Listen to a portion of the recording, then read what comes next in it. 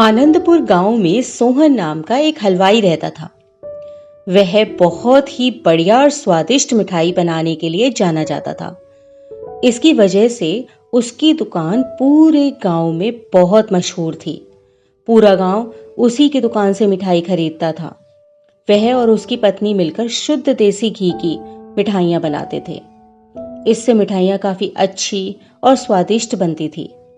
हर रोज शाम होते होते उसकी सारी मिठाइयां बिक जाती थीं और वह एक अच्छा खासा मुनाफा कमा लेता था। मिठाइयों से जैसे ही आमदनी बढ़ने लगी, सोहन के मन में और पैसा कमाने का लालच आने लग गया। अपने इसी लालच के चलते उसे एक तरकीब सूझी। वह शहर गया और वहां से एक दो चुंबक के टुकड़े ले आया। उन टुकड़ों को उसने अपने तराजू के नीचे लगा दिया। इसके बाद एक नया ग्राहक आया जिसने सोहन के पास से 1 किलो जलेबी खरीदी। इस बार तराजू में चुंबक लगाने की वजह से सोहन को अधिक मुनाफा हुआ। उसने अपनी इस तरकीब के बारे में अपनी पत्नी को भी बताया, लेकिन उसकी पत्नी को सोहन की यह चालाकी बिल्कुल अच्छी नहीं लगी। उसने सोहन को बहुत समझाया कि उसे अपने ग्राहकों के साथ इस तरह की धोखाधड़ी नहीं करनी चाहिए, लेकिन सोहन ने अपनी पत्नी की एक ना सुनी और वो हर रोज तराजू के नीचे चुंबक लगाकर अपने ग्राहकों को कम सामान देने लगा और धोखा देकर अधिक मुनाफा कमाने लगा। इससे सोहन को बहुत खुशी हुई। एक दिन सोहन की दुकान पर रवि नाम का एक नया लड़का आया। उसने सोहन से 2 किलो जलेबी खरीदी।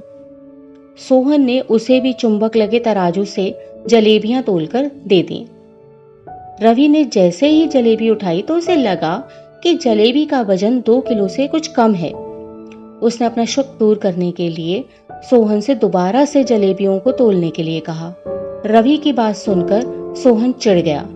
उसने कहा, मेरे पास इतना फालतू समय नहीं है कि बार बार तुम्हारी जलेबियों को तोलता रहूं।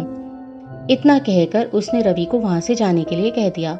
सोहन मिठाई वाले की बात सुनने के बाद रवि जलेबी लेकर वहां से चला गया। वह एक दूसरी दुकान पर गया और वहां बैठे मिठाई वाले से अपनी जलेबी तोलने के लिए कहा। जब दूसरे दुकानदार ने उन जलेबियों को तोला तो जलेबी सिर्फ 1.5 किलो ही थी। अब उसका शक यकीन में बदल गया था। उसे पता चल गया था कि सोहन मिठाई वाले के तराजू में कुछ गड़बड़ है।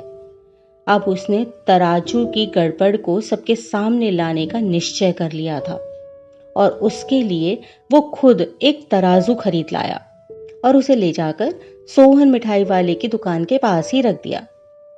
फिर रवि अपने सभी गांव के लोगों को वहां पर इकट्ठा करने में लग गया।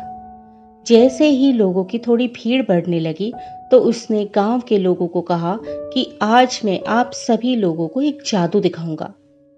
यह जादू देखने के लिए बस आप लोगों को सोहन मिठाई वाले से खरीदा गया सामान एक बार इस तराजू में तोलना होगा और आप देखेंगे कि कैसे सोहन मिठाई वाले के तराजू से तोली गई मिठाइयां इस दूसरे तराजू में आने पर अपने आप ही कम हो जाती हैं। कुछ देर बाद 1-2 लोग मिठाई लेकर रवि के पास पहुंचे तो उसने ऐसा करके भी दिखा दिया। इसके बाद सोहन की दुकान से जिसने भी मिठाई खरीदी थी सभी ने राजू को तराजू में तोलकर देखा तो सबकी मिठाइयां 250 ग्राम से लेकर आधा किलो तक कम निकली। यह सब देखकर लोगों को काफी हैरानी हुई। अपनी दुकान के पास ही यह सब होता देखकर सोहन मिठाई वाला रवि से झगड़ा करने लगा। उसने लोगों को बताया कि रवि यह सब नाटक कर रहा है अपनी बात को सही साबित करने के लिए। रवि सीधे सोहन मिठाई वाले का तराजू लेकर आया और तराजू में लगे हुए चुंबक को निकालकर सबको दिखाने लगा।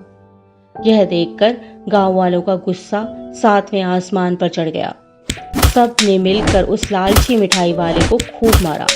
अब उस लालची मिठाई वाले को अपने लालच और उसके कारण की गई गलत हरकतों पर पछतावा हो रहा था। उसने अपने गांव के सभी लोगों से माफी मांगी और यह वादा भी किया कि भविष्य में कभी कोई ऐसी जालसाजी नहीं करेगा। सोहन की इस धोखाधड़ी से पूरा गांव नाराज था, इसलिए लोगों ने उसकी दुकान में जाना कम कर दिया था। उधर सोहन के पास पछताने के अलावा और कुछ नहीं बचा था, क्योंकि वह पहले ही पूरे गांव का भरोसा खो चुका था। तो हमें इस कहानी से यही सीखने को मिलता है कि हमें कभी भी लालच नहीं करना चाहिए। हमेशा ईमानदारी के साथ काम करने से ही इंसान का नाम होता है। लालच के चलते भले ही कुछ समय के लिए हमें ज्यादा फायदा हो जाए, लेकिन उससे इज्जत और आत्मसम्मान दोनों ही कम हो जाते हैं।